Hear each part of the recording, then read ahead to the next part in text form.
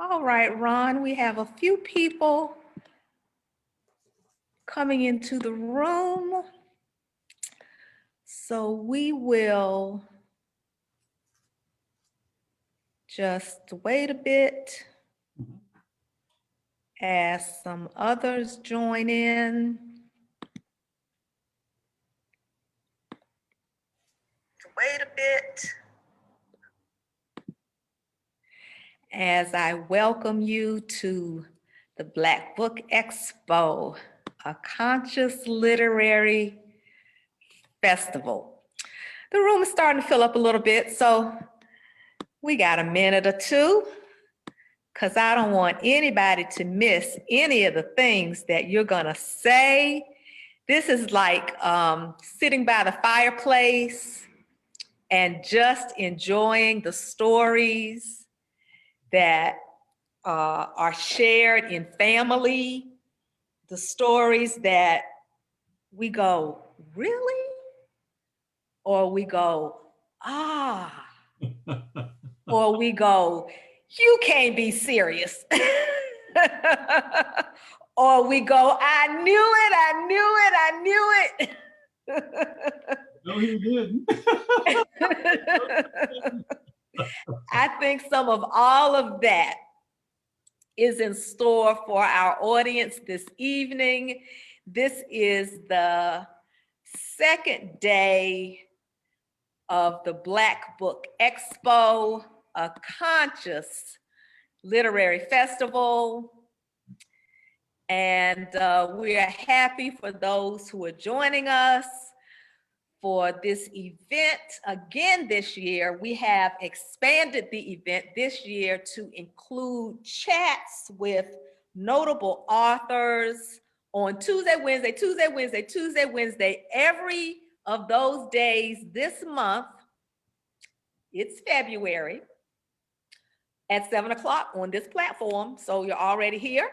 And so you know where to come back to next week and the week after that. But then we're not done, because then after that, we're going to invite you to come on downtown, if you're in the Richmond area, to the Elegba Folklore Society's Cultural Center, where the tables will be filled with books of all genre, as you can see on this sampler on this flyer, and independent authors who are going to be talking that day. We'll be live streaming that day as well. So if you're far, far away, that's okay. We're going to come to you.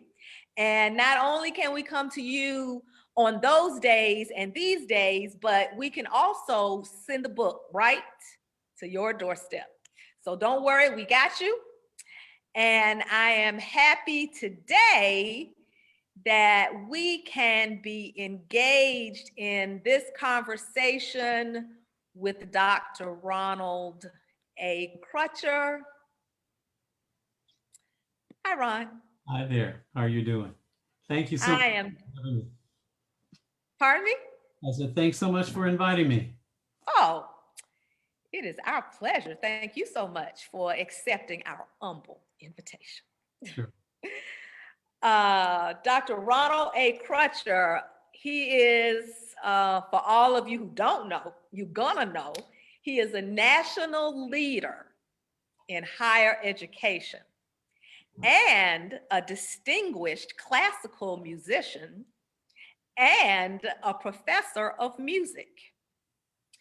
He earned, I could say was granted, but you all know what time it is. He earned Yale University's first doctorate, hello, in cello performance. He became president and professor of music at the University of Richmond in 2015. And we might even have to talk about that, because when I heard that the University of Richmond had replaced Ed Ayers after he stepped down with a Black man, I went, what? Having previously served as president of Wheaton College in Massachusetts for 10 years, along with several notable positions in higher education administration. So again, welcome all of you, and especially you, Ron Crutcher, to the Black Book Expo, a conscious literary festival. So let's just get started, because let me show you all, first of all, the book that we're talking about, because that is going to start off our conversation. Okay? Now, Ron, whenever I say it aloud, the book's title, and there's a story behind the title. Whenever I say it aloud, because of our collective experience and our collection of experiences, I can't help but add an inflection. I could say, thank you so much for contributing your book. I had no idea you were Black. Navigating Race on the Road to Leadership. But I probably will say, thank you for your book. I had no idea you were Black. They say you can't judge a book by its cover, but Ron, what does the title imply? Oh, that was great. I had no idea you were Black. Well, first, let me say, that was not the original title of the book when I started working on it back in 2013. And I won't even tell you what the other title was, because it was Blend in comparison. But as once I had an agent and I found the publisher, the editor, Claudia Rowe, was working with me, and I told her this story, which I'm going to share with you. Right? You know, if you've read it's in the book. But basically, what happened is that when I was the director of the School of Music at the University of Texas at Austin, I traveled to Houston, Texas, to meet with an oil executive, CEO of an oil company, who happened to be also the chairman of the board of a big foundation that gave money to support violinists. And that's why I was going to see him. I walked into the guy's office, very cordial, you know, we shook hands, and literally, as I'm on my way to my seat, he looks at me and he said, I had no idea you were Black. And I'm thinking, okay, this is an interesting way to begin. So I just thought, okay, just listen and see what he says. And then he said, perhaps you can help me. My wife and I have been going to the Aspen Music Festival for 30 years, and we rarely see any Black violinists. Why is that? So we had this really engaged conversation about why it was, what we were doing at UT Austin. And it just so happened that a Black violinist who had been with me at the Cleveland Institute of Music had come to the University of Texas. She wasn't necessarily following me there. What happened is her parents moved back home to Texas. She didn't know what she was going to do after finishing her bachelor's degree. She knew I was there. Her parents said, why don't you go up and study for a master's there? And so I was able to get some money from him to support her. She's now in the Cleveland Orchestra, by the way. She changed to viola. But I use it when I'm talking to my mentees as a cautionary tale, because it really, there are lots of ways that conversation could have gone, right? Well, it depends on what you would say next. And you probably had to just delay. I mean, and part of that note, what I said a few minutes ago, I just stopped and I said, let me just listen. That's something my father taught me, because my father was an in-your-face, loud, brash person. And he taught us, his three sons, not to be that way, but to just, when someone says something that kind of knocks you off balance, or don't respond right away. Just take a breath and listen. Yes. That's what I did. And it's probably a good thing that was the choice you made. Yes. Well, I got the money. And lots of other things that followed. Mm-hmm.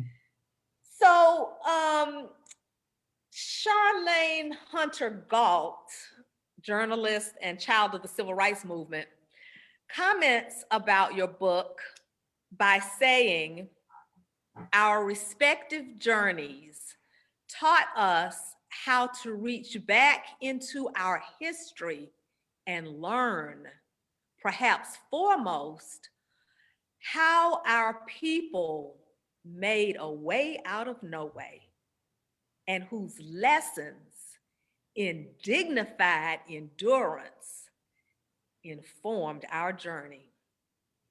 That is so powerful, and it almost gives me goosebumps, even as I say the words out loud. But then you speak to that very sentiment when you said, although I have studied at some of the world's best institutions, it was the foundation of unconditional love that I received from my parents that was the most significant influence in my life. What about the shoulders upon which we stand? Well, let me tell you this. For me, what I've realized over my 70 plus years on this earth is that even though as a child, and I talk about this in the book, my father and I really almost hated my father when I was growing up. He was very, very strict. He was a real kind of martinet. Everything was programmed. I mean, I thank God for it now. But at the time, when you're a child, you don't appreciate that. But what I also realized from my mother and my father, neither of my parents went to college. They did. My mother dropped out of school in the 10th grade. My father loved school, but he was forced to quit at 8th grade because he was the oldest son of 10. And my grandfather had a tobacco farm in Kentucky, and he needed to work on that tobacco farm. And he later went back to school. He became the first Black manager of the world's largest machine tool company. But what I realized not until I was an adult, I have to say, I mean, I was in my 40s, I realized, as painful as I thought my upbringing was, and as much as I disliked it, how lucky I was, because I knew I was loved every time I left that house. I was a fat child. And when I started playing the cello, the kids at my school used to laugh at me and think, I was crazy to take that cello home every single day. And what I remember, what got me through was just focusing on 3447 1/2 Harvey Avenue. That was where I lived.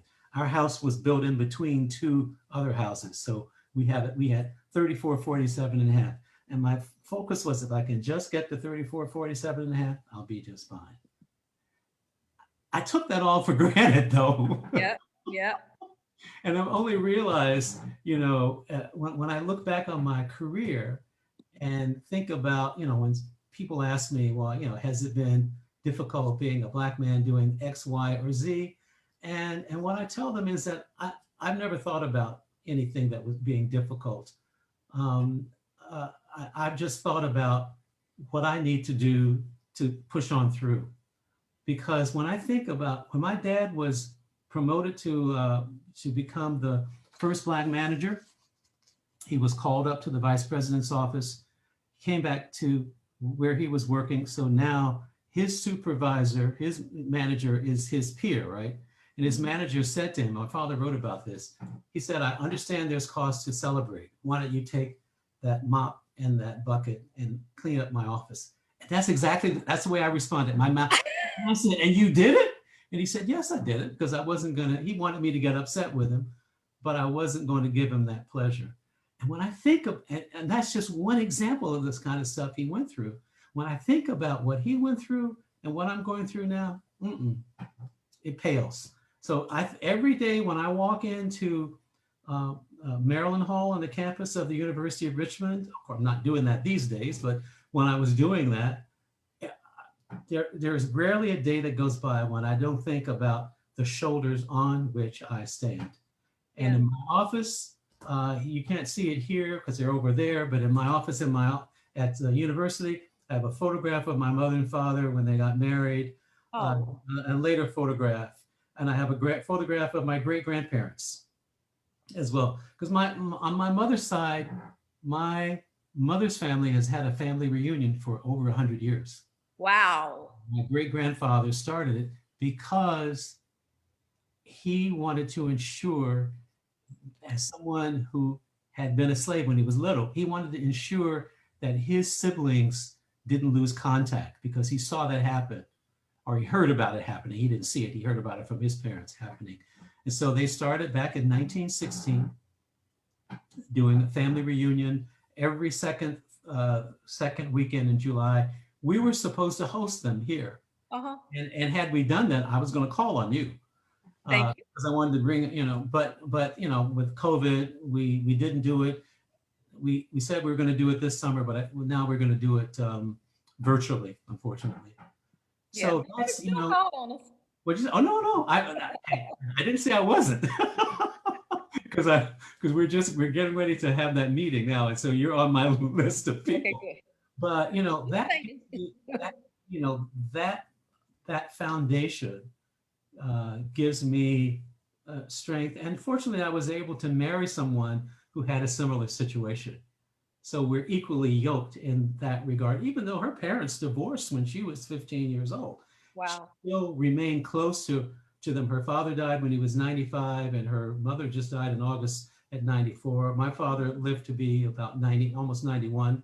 My mother sadly had multiple myeloma and passed away at what seems now at the age of almost 74, young. She passed away at 78. Wow. But nonetheless, I had some very special time. And let me tell you this, Janine, I also, as I said, I almost hated my father when I was growing up. I was able to have a conversation with him about that. After my mother passed away, when we were in Massachusetts, he would come up and visit us during Thanksgiving. We had to get on his schedule 6 months ahead of time because he was doing all kinds of stuff. He was the turnkey at his church, Zion Baptist in Cincinnati, as well as being the chairman of the deacon board. So he would find a way to fit in a week. And we were in the car waiting to pick up my wife. And I can't tell you what provoked me to say this, but I turned to him and I said, what is it about your personality that made you continually want to strive to do better? And he said to me, my father always taught us, no matter what you do it the best you can, even if it's sweeping the floor. And then he said, and I hated my father when I was growing up. He said, I once plotted to try to kill him. And I looked at him and I said, you know what? I hated you when I was growing up. He doubled over in laughter. And then I said to him, but I thank God that we both lived long enough so I can tell you how grateful I am that I had you as a father. Yeah. And yeah. I can't tell you what provoked me to say it at that time, but it just seemed like the right moment. Spirit was talking. Yeah, that's what it had to be, because it wasn't planned. It just happened. Yes. Well, it was planned in the universe. It just came out of your mouth at that time. And wasn't it a blessing? And I'll tell you one other conversation with my mother. When my mother was dying of multiple myeloma, it was literally about 2 weeks after we got the word from the doctor that there was nothing more that could be done. She was in hospice. She'd been sick for 8 years. And I was with her alone. And I said to her, at every phase of this disease, you have just adjusted. And I said, I don't know, I don't know how you've done it. And she said, well, you just do what you have to do. And I said, well, I couldn't do it. She said, yes, you could. If you were, you do it. And I turned to her and I said, you know what? I want to be just like you when I grow up. Again, it was one of those things, I don't know why I said that. And Yeah. she, of course, she smiled. But, Yeah. those moments are precious. Yes. And because of, because of that upbringing, what we strive, we only have one child, but our primary goal with our daughter, Sarah, was to ensure, no matter what, that she knew every time she left our house that she was loved unconditionally. Every time we punished her, that she was, I love you, but you did wrong. So you're going to have to go with the timeout. And Because no I'm one can take sure, that away from you. No one can take that away from you, right? true, true, true, true. I'm sure that there are parents and children of parents on this call with us now, who can relate to some of these stories that you're telling. So I want to invite our audience to feel free, and please do ask your questions and or make a comment as some of this resonates with you, as we're talking about what fueled the purpose for I Had No Idea You Were Black, navigating race on the road to leadership. Now, you were talking about hard times that our ancestors have endured, and their clarity and their resilience in the process. And in your book, you talk about how when you were a junior in college, you read the seminal work, The Autobiography of Malcolm X. That's a life of hard times with parents where his father was murdered, I'll say. His mother was permanently damaged as a result.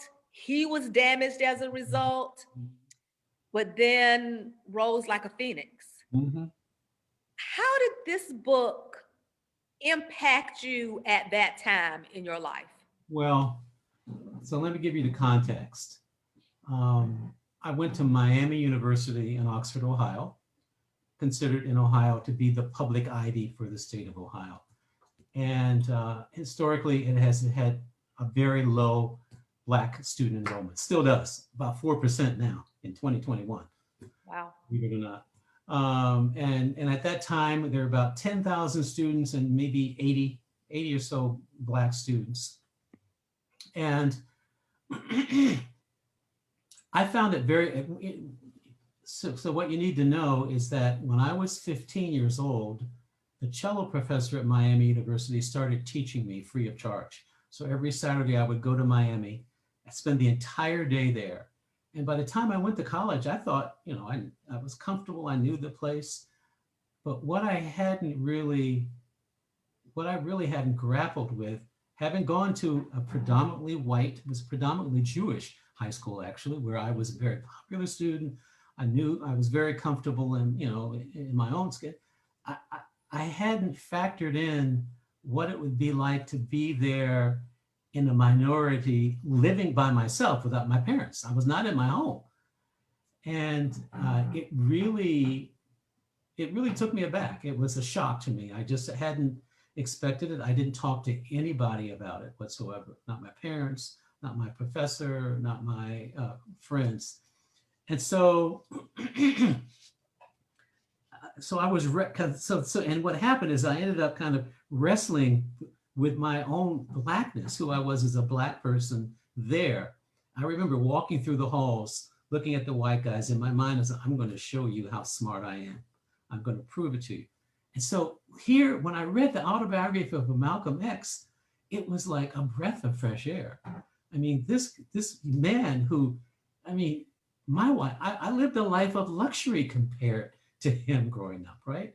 And yet, despite all that, he, as you said, arose from the phoenix and, did these really great things to begin with, in the Nation of Islam. But then for me, what was really also important about him was how when he made his Hajj, he suddenly had a turn. Because as everyone knows, he was kind of considered on kind of not an enemy, but he and Martin Luther King Jr. were not exactly friends, right? They were, I mean, on opposite sides. And then after the Hajj, it was like he had a reawakening. And I thought, wow, what an amazing human being. And what that did for me was to kind of drive me into action, because it was shortly after I read that book that I participated in my first march. It was after Martin Luther King had passed away, and we did a silent march on campus at the university. How many people? Oh, there were, well, I don't know, it was big. It was a big march. It was, Okay. oh yeah, no, it was lots of folks, because Okay. you always have your little white liberal friends who Still 4%. I didn't know how many at that time would show up. Yeah, well, I mean, there in one of my yearbooks, there's a photograph of it, and I would say there's about 100 people. So not a huge crowd, but That's out awesome. of 10,000 students. And one of the things that we did, we not in this march, but another march we did, we marched to the administration building, each of us carrying a brick. But what we did is we went to the administration building and we just piled the bricks up and then kind of walked away. Okay. And I'll tell you a funny story. Warning. The president, whom I knew very well, President Phil Schreiber, I happened to be in his office, and he basically, these were his exact words. Well, Ron, I'm sure you were not marching with the students. He said this, Ron, given your grade point average, I'm sure you were marching with the other students. And I looked at him and said, well, yeah, I was there, President Schreiber. But so so the Malcolm X book really kind of changed. It just added another layer onto my consciousness. Absolutely. Absolutely. I can definitely see how that would happen, especially in the environment that you were in, where someone would say, oh, you're a good student, so I know you're not out there. Precisely. With those bad student kind of things. Precisely. So your memoir, of course, is written from your life as it evolved into a profession in higher education, your life's work. And, I myself so enjoy the intellectual questioning environment of a university campus, the invitations that the university campus offers to choose to have those marches and have the students in a discourse about what's happening around them, to infuse the theoretical into the real. You talk in your book about this high stance, but then how, particularly in this time, you have witnessed current cracks in it. There's a lot that's been happening in the global calls for social justice, and some of that has been showing up at the faculty level and the student level on university campuses. Talk about this in terms of cause and the future, perhaps changing value, the future value and perhaps changing value of academic institutions. Mm-hmm. Well, I think the big concern I have is that I don't think right now we in higher education are doing a good enough job of educating students to become active citizens in our democratic society, active and aware citizens in our democratic society. I think, when students come to college, because of our culture right now, they are just almost as segmented or polarized as we see in our society. And I think that colleges and universities have to fight and push against that. They have to push against it because let me share this with you. When kids come to college, they're already coming. You know this instinctively. They're coming from segregated communities primarily. I mean, 91% of whites have only other whites as part of their network. 83% of blacks, 72% of Hispanics. And so, why should we think when they come to the college campus they're going to have any experiential basis on which to develop relationships with people who are different from them? Mm-hmm, mm-hmm. And I think that's being able to have that ability is crucial, I think, to the sustenance, the sustaining of our democracy, and also to ensure that we kind of can have a pathway towards just breaking down systemic racism, the condition, what I call the condition of systemic racism. Is not a challenge or a problem. It's like a medical condition. It is. We've never found the right elixir to cure. And we haven't found the right elixir because we really haven't tried as a nation, quite frankly. Quite frankly. We haven't really, because it would mean going back and dealing with what happened, in 1865. And before. Well, and before. But even, I mean, what I was saying is that when we had the Emancipation Proclamation during the Reconstruction, what should have happened is the nation should have, everyone in the nation, not just Black people, white people too, grappled with the scars of all that stuff that went before. Because that was a long time. That was 1619 to 1865. But Ron, it's tough for people who have been so brutal in horrific ways to other people and have held on to the idea that this impeachment hearing that's happening right now is saying that it's still being held on to about the hierarchy that behavior created. And so if you're going to maintain this false notion, mm-hmm. It's tough to say, oh, I was wrong. Mm-hmm. That's tough. And along that line, hold that point, but along that line, Kendra is on the call with us. She's watching. Hey, Kendra. And she wants to know about the march back in Ohio, which is going to come back to this question that you're answering right now, if it was met with any resistance, because resistance is on the other side of what you're talking about. Yeah. Well, no, not. I mean, because this was before, this was back in the 60s. It was 1960, 68, 69. But they had fire hoses. No, but and dogs. Hold on, in the 60s, they true. had fire hoses and dogs in jails. But it wasn't, perhaps because it wasn't. I mean, the when we had the Martin Luther King march, we marched, and I think we may have been singing "We Shall Overcome" for that. For the other march, it was silent. We were just silently walking to. Yeah, there were policemen there. That's for sure. But no, we didn't do anything. They didn't do anything. We put our bricks down and walked away, and everything was fine. Now there was a point. There was something where they did get upset. Can't believe this.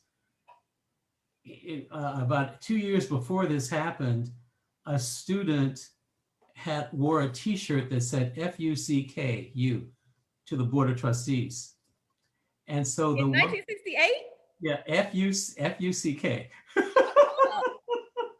And so the board chair, the board chair the board declared that you could be expelled from school if you had this. And so I used to wear vests. And so I took a T-shirt and I put PLUCK, pluck you, but all you could see was UCK. My wife would kill me if I was telling that story. just to be provocative, because it seemed ridiculous to me to expel somebody from school. I mean, yeah, it's offensive, but I mean, expel them from school? What about the First Amendment? But you were talking about at these campuses how professors were being terminated recently. Yeah, You're talking yeah, professors being terminated, yeah, yeah, graduations taken off campus, right. all these kinds of things going on right now. Well, let me tell you what, I mean, I think that as a result of what's been happening, I mean, if you look at the survey results, people in the United States have lost faith in higher education institutions. I mean, I'm the chairman of the board of the American Council of Education, the umbrella organization for all of higher education. And we track this stuff. And so when you look at, I was on the board 10 years ago. If you look at the results of the surveys then from both Democrats and Republicans, it's a downward trend. And so I think that's the work that we have. Hopefully now as an incoming chair, I've pledged to work with the new presidential administration.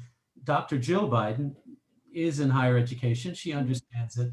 And so maybe this is an opportunity for us to work with the administration to begin to change those perspectives. But the only way we're going to do it is if we change the way we are interacting with the students as well. And show that we're making a real contribution to preparing them to be active citizens in a democratic society. And which means being able to learn how to have full-throated conversations, sometimes difficult conversations with people who hold different views from you. But I think that's critically important in our society, in our democracy, and that's not happening now. Yeah, I think, whenever, I'm sorry. No, I didn't say anything. Yeah, whenever I'm in a room and that kind of a conversation comes up about the conversations that we're not having, the next thing I would say into that room would be another 4-letter word that does start with an F, and it's fear. And it's fear. So right. Deanna Plush is watching, and she thanks you for telling your college story. She talks about her nephew who is currently undergoing the same journey on his first year at, guess where? University of Alabama at Birmingham. Wow. I think coming there from Suwanee, Georgia. Any words of advice to this young man? Well, yes. What I would say to him is that first of all, I would advise him not to do what I did, not to hold it, not to try to fix it yourself and think, hold it in, find somebody, and it's not, a lot of times I find that particularly our students, Black and brown students, feel, particularly if they're at a place like the University of Alabama, University of Richmond, VCU, that it's a sign of weakness if you go to get support from someone. Most people will, if you go, just listen, I need to talk to you about X, Y, or Z. Most people, and what I tell my mentees, when they go into the classroom, I tell them after the class, go up to the professor and introduce yourself. That's all you need to do. And you can go say, I'd like to know when your office hours are. And I tell them every time, I've been in higher education for over 40 years. I've never had a student die of a heart attack because they did that. Most professors will either say, respond to you, or they may say, I'm busy now, can you come to my office later? Because you have to have those connections. Don't try to do it on your own. Do not try to do it on your own. And people have different personalities. They're introverts and extroverts, right? So, my introverted students, I push them. I just push them. I make it, and so the next time I see them, have you gone to do X, Y, Z? Because it really can mean so much to you if you do it. And then suddenly you have a whole world open up, or a whole set of friends that you didn't have before. You were so right. There's an 8th grader in my household. She's an honors student. She's taken all honors classes. And I tell her the same thing, you know, get to know your professors, ask them questions, build that relationship, because that's just so important. Don't be anonymous That's right. in the classroom. Be you, show all of you and be all of you. And then have the confidence to challenge something if you want to, because that will only stimulate the conversation for everybody. Absolutely. Now, you talk a lot about mentoring. I think there's a whole chapter in your book Yes. about that. Yeah. Where you say that studies show that first generation and less advantaged students are the ones most likely to enroll in narrow focused technical training schools. That's almost like third graders school to prison pipeline. That's almost like attention deficit disorder. We're always going to keep this child in some kind of track that's below their potential. You say further, young people who come from less advantaged backgrounds are precisely the ones who can benefit the most from the kind of critical thinking. Oh, we need that so much.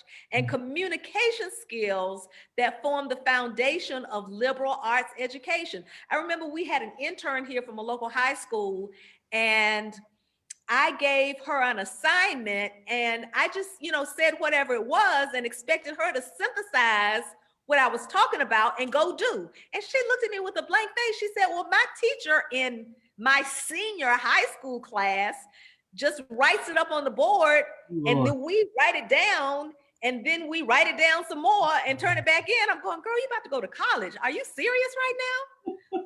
So you remember your parents lovingly and others in your book who mentored you. Mm-hmm. Talk about creating collegiate experiences and that significance of mentoring. Well, you know, the thing is that sadly, even today in 2021, because as you know, in most of our inner city public schools, actually public schools, not just inner city, around the country, the majority of the teachers are white. They're not black or brown. And so often they don't have the same aspirations for our children. Nope. Even today in 2021, which just angers me when I think about it. Or the cultural competency. Yes. Yes. To engage the conversation. The conversation. Yes. Yeah. Absolutely. And so, you know, what I meant when I was writing there is I know from my work with the Association of American Colleges and Universities that even, you know, Black and brown students, inner city, who comes from first generation families who may not have two parents there or may not have access to a mentor, sometimes get tracked into the, you know, counselors will look at them, well, you know, you're going to be better off, go to this institution. You can have a 4-point something average with great test scores, and they're not being pushed. There's someone actually, an economist out in Stanford who's done she did a study about this, and it's called, what's the term she calls it? It's something of undermatching. That's what she calls it, undermatching. Mm-hmm. You know, they could be going to Harvard, yet the counselor hasn't even put that into their minds. You know, go to the local little community college, and I'm not saying it's a bad idea to go to, for some students, that's fine. But you know, if you can, particularly these days, if your parents make less than $50,000 or $60,000, you can get almost a full ride at Harvard. If you qualify, why wouldn't you go there? Right? So it really angers me that we still in 2021 have some of those same conditions. And I think, you know,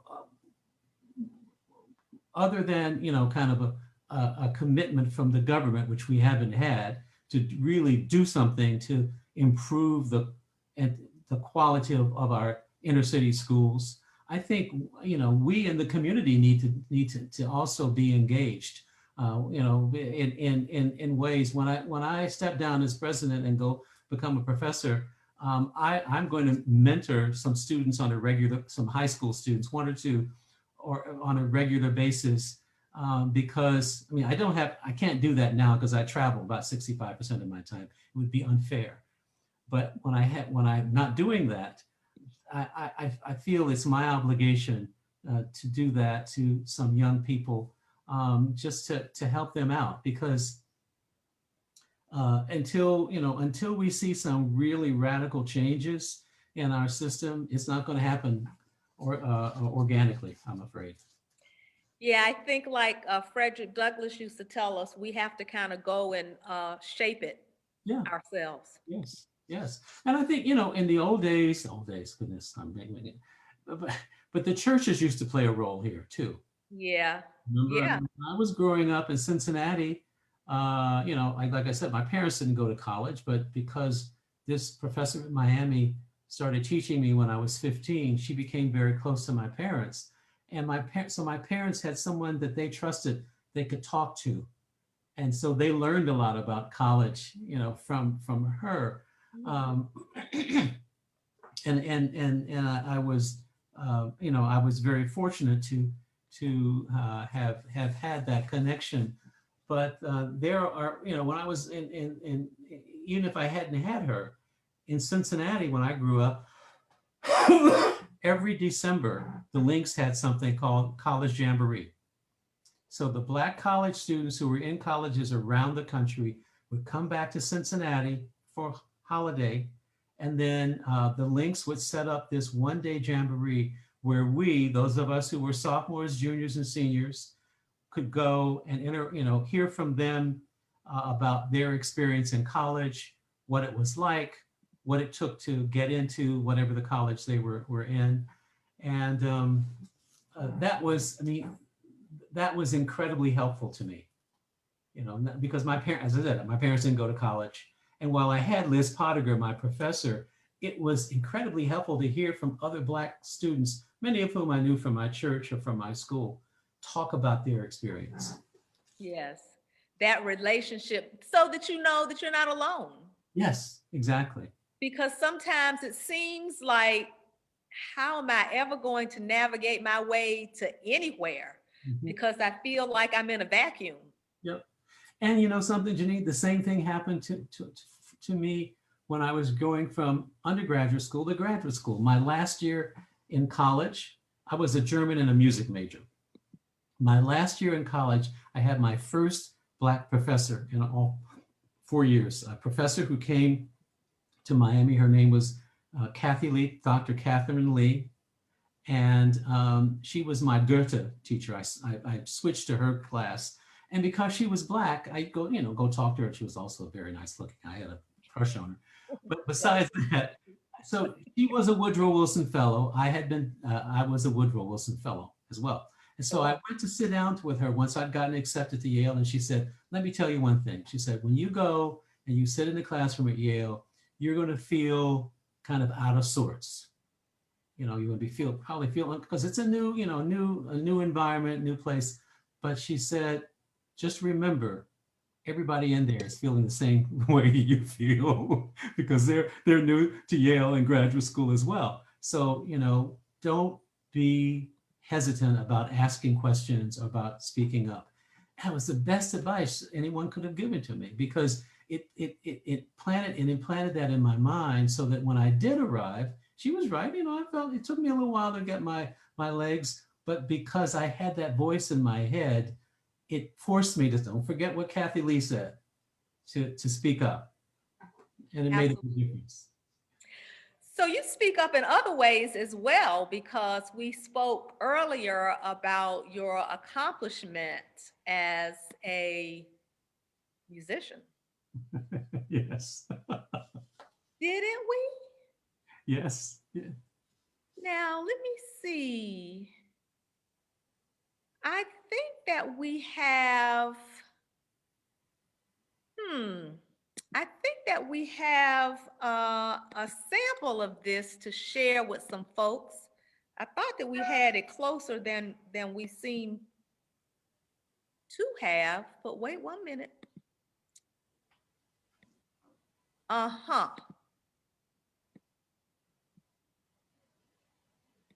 Is there somebody out there who would like to see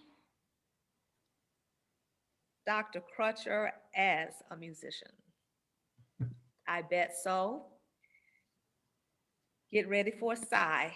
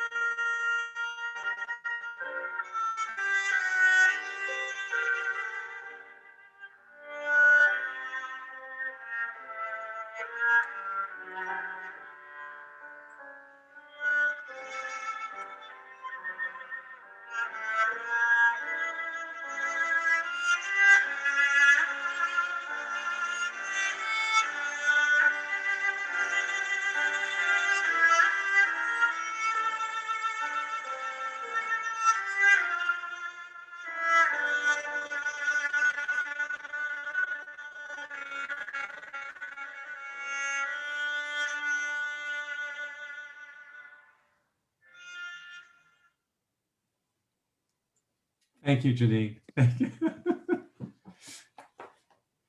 So that was a Wow, that was beautiful. that was the Eccles Now, Sonata. That was the first piece that I learned that I studied with Elizabeth Pottinger, the professor at Miami University.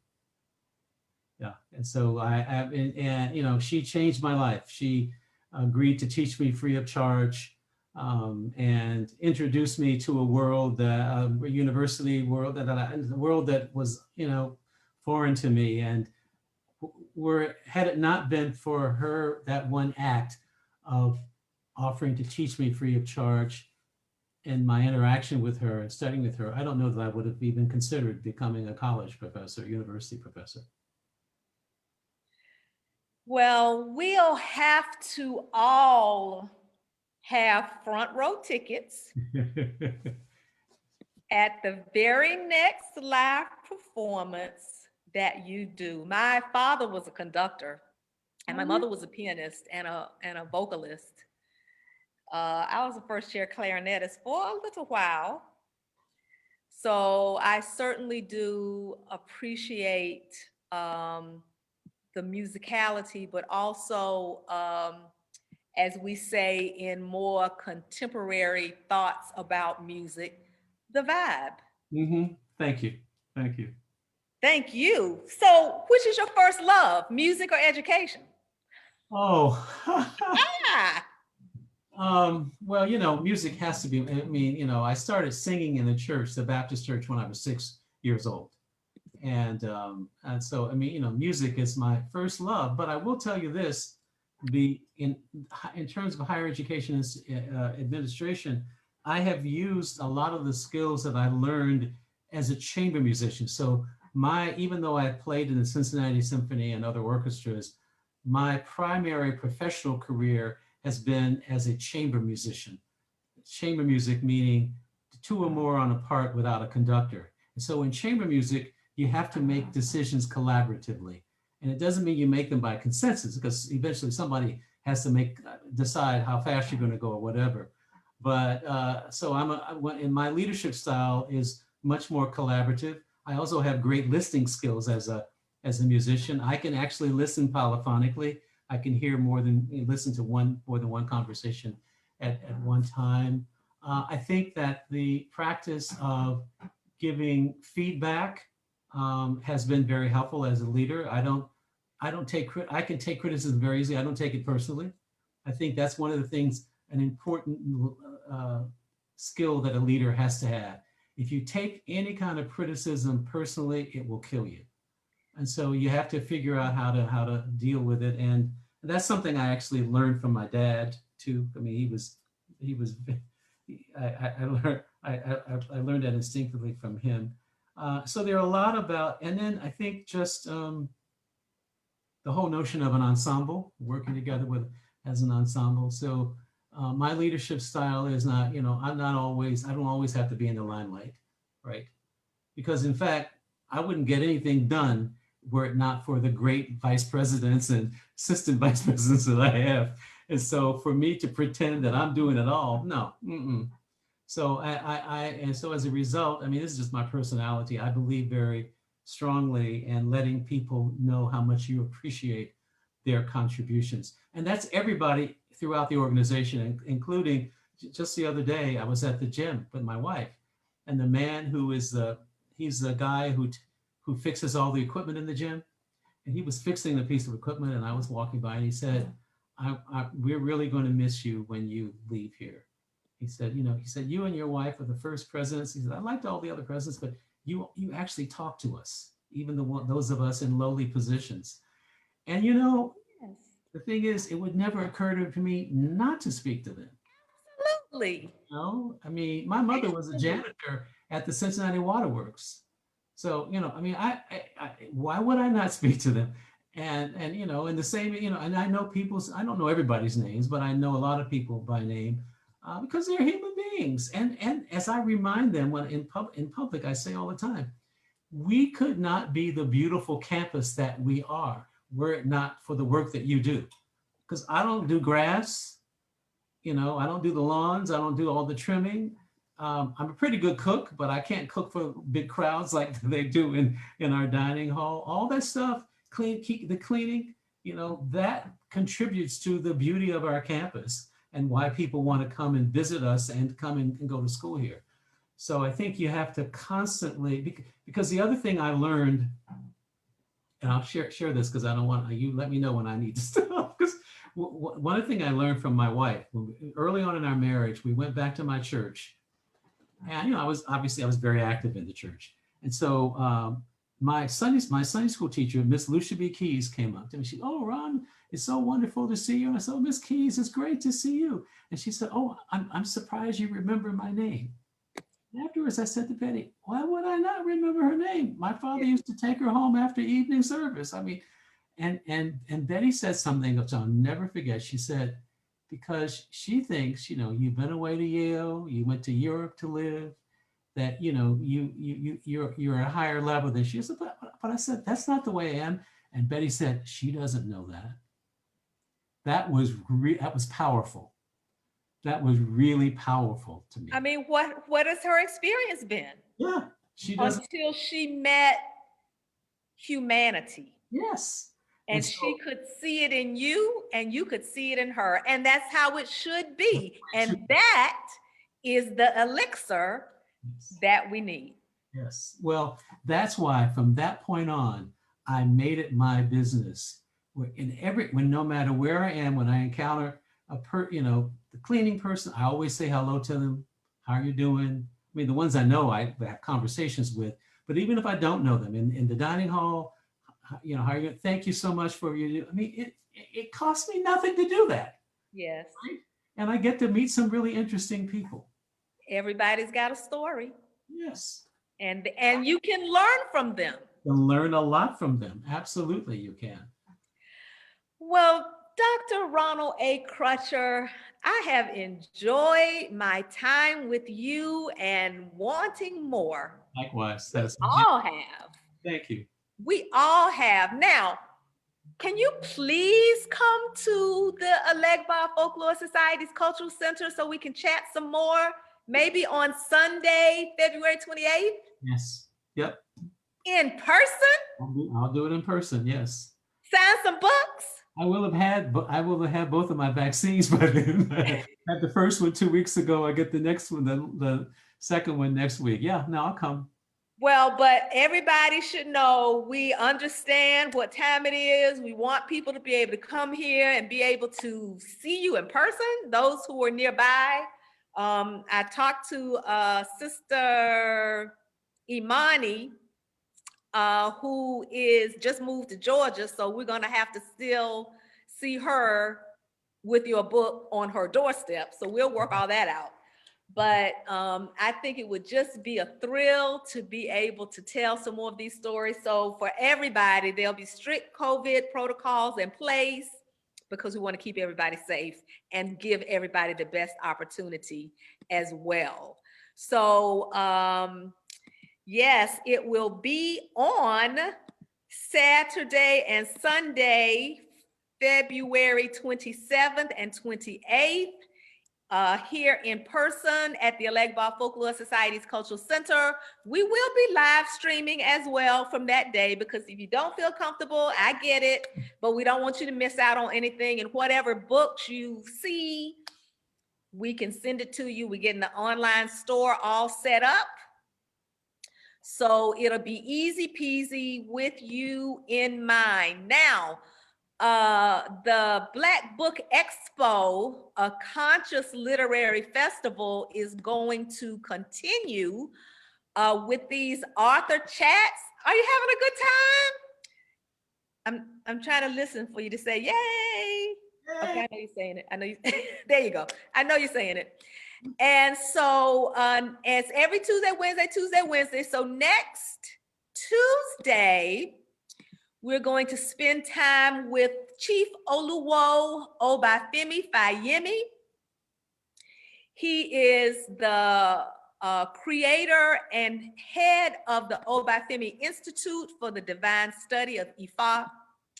And his new book is Understanding the Fundamentals of Odu, which is the basis for those of you who have had spiritual readings in the practice of Ifa. It is the Odu, the principles that underlie